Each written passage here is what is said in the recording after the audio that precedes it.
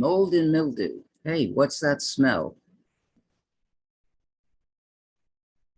Sometimes you see signs on your walls, near your floor, in your ceiling. This exposure can develop over time. But the most dangerous ones are the ones you don't see, the ones that's behind your wall, in your ceiling, under your floor, behind your siding, or in your attic. If you have a mold endorsement in your homeowner's policy and you do not remediate and stop this damage, you start losing coverage. Mildew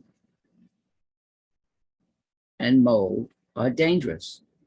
Mold can cause structural problems, prolonged exposure, long-term health problems.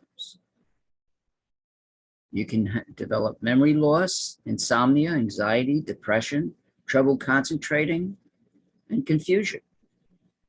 Here is a link for an EPA guide. Just copy and paste the link. If you're confused and you're not sure whether you're covered, use this QR code to schedule a free policy review. Thank you.